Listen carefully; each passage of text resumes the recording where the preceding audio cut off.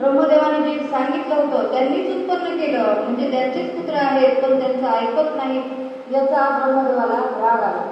ब्रह्मदेव म्हणायला लागले, मीच तुला उत्पन्न केलं, तू माझाच पुत्र आहेस, आणि मी तुला सांगतोय की सृष्टीचा विस्तार कर, तर तू सांगतोयस की मी विषयासक्त होणार नाही, मी या संसाराच्या घाणीमध्ये अडकणार नाही, तर मग मी तुला शाप देतो.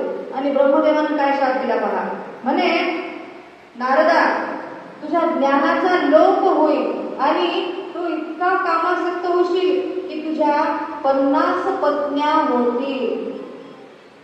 म्हणजे एकी सोबत संसार करायला नाकारला तर ब्रह्मदेवाने शापच देऊन टाकला, 50 पत्न्या होतील, आणि तू एवढा आसक्त होशील की तुझं ज्ञान लुप्त होईल. आणि मग आता हा शाप कोणी दिला होता? ब्रह्मदेवाने, तो खरा होणारच. आणि मग तसंच झालं. नारदजी उपबर्हन नावाचा गंधर्व म्हणून जन्माला आले. उपबर्हन नावाचा गंधर्व म्हणून नारदजी पुन्हा जन्माला आले. आणि मग काय झालं, चित्ररथ नावाचा एक गंधर्व होता, त्याच्या 50 कन्या होत्या. त्या 50 कन्यांसोबत उपबर्हन गंधर्वाचा विवाह झाला, म्हणजेच नारदजींचा.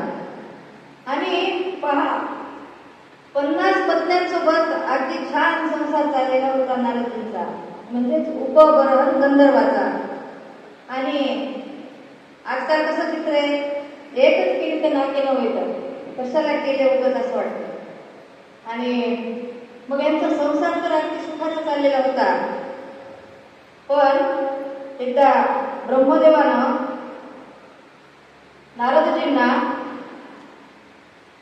भगवंताचं भजन गाण्यासाठी ब्रह्मलोकामध्ये आमंत्रित केलं.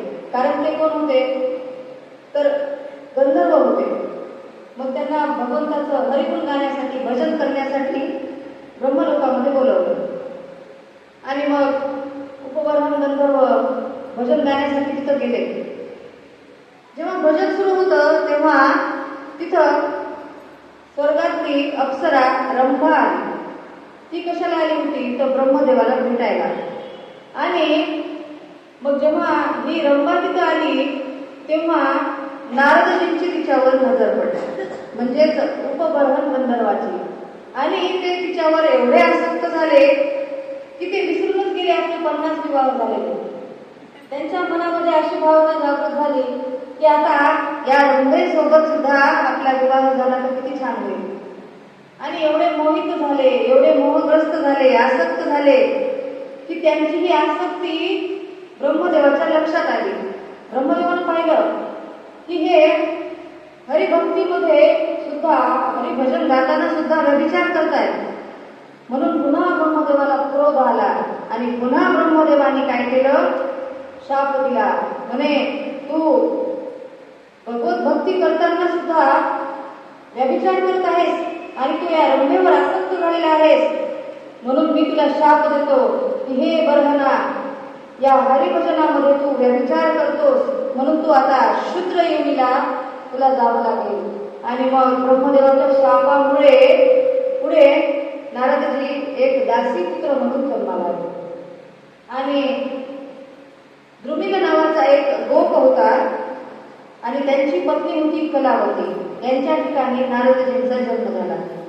आणि मग काही काळ गेल्यानंतर द्रुमिल म्हणजे नारदजींचे पिता ते मृत्युमुखी पडले. आणि त्यानंतर मग कलावती नारदजींचा सांभाळ करू लागली. मग कलावती ही एका अत्यंत थोर संतांच्या घरी त्यांची सेवा करायची, एक दासी म्हणून काम करायची. आणि त्यावेळी नारदजी 5 वर्षांचे होते. मग नारदजी सांगायला लागले, व्यास महर्षींना हे सांगतायत पूर्वजन्मीचं. ते सांगायला लागले, जेव्हा मी फक्त 5 वर्षाचा होतो आणि माझी आई त्या संतांच्या घरी दासीचं काम करायची.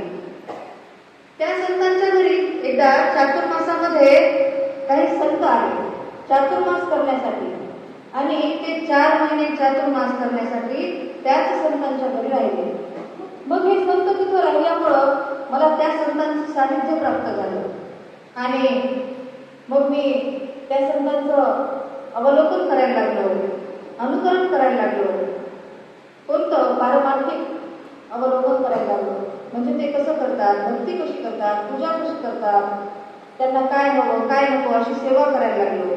आणि मी फक्त 5च वर्षाचा होतो, पण माझ्यामध्ये काही वेगळेच गुण होते. कोणते गुण? तर जितेंद्रियता होती, म्हणजे धर्मनियंत्रित इंद्रियांचा वापर करणं मला जमत होतं. आणि त्यामुळं तर मला अगदी 4च महिन्यामध्ये भगवत प्राप्ती झाली आणि संतांची कृपा झाली. संतांची कृपा झाली की भगवत प्राप्ती व्हायला वेळ लागत नाही. मग मला भक्तीमध्ये गोडी निर्माण झाली आणि ज्यावेळी चातुर्मास संपला त्यावेळी ते सर्व संत जर निघाले, वापस जायला निघाले, त्यावेळी मीही त्यांच्या बरोबर जाण्याची इच्छा व्यक्त केली. पण मी त्यावेळी लहान होतो, 5 वर्षाचा होतो आणि माझ्या आईला माझी गरज होती.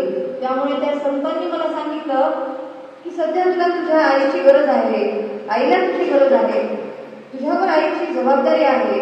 त्यामुळे तू ज्यावेळी या जबाबदारीतून मुक्त होशील त्यावेळी तू आमच्याकडे ये, असं सांगून ते संत निघाले. आणि जाता जाता त्यांनी नारदजींना एक मंत्र दिला, ओम नमो भगवते वासुदेवाय, तू या मंत्राचा जप कर, असं सांगून ते संत तिथून निघून गेले. आणि मग नारदजींच्या मनामध्ये भगवत भक्ती एवढी दृढ झाली होती की त्यांचं कशामध्येच मन लागत नव्हतं. सतत त्यांच्या मनामध्ये जप सुरू असायचा.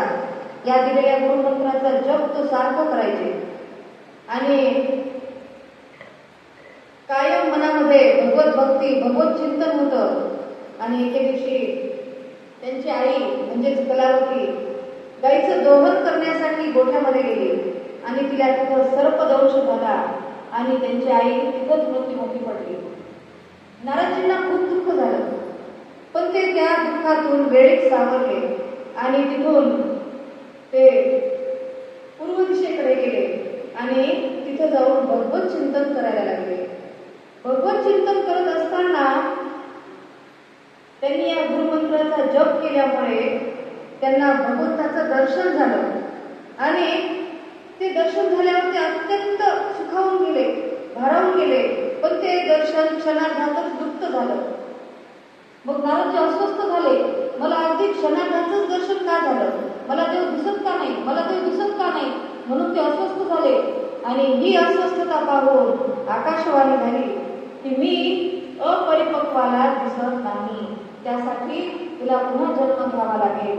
आणि मग त्यानंतर मी ब्रह्मदेवाचा मानसपुत्र नारद म्हणून जन्माला आलो. आणि आता या जन्मामध्ये परमात्म्याने दिलेल्या वीणेच्या नुसत्या झंकाराने परमेश्वर माझ्यासाठी प्रकट होतात. मग हे सगळं कशामुळे झालं, तर मला संतांचं सानिध्य लागलं आणि मी हरिगुण गायले, त्यामुळे मला माझ्या जीवनाचं कल्याण झालं.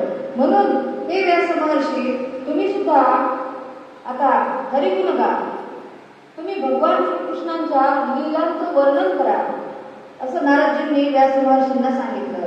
आणि नारदजींनी त्याच वेळी व्यास महर्षींना चतुश्लोकी भागवताचा उपदेश दिला.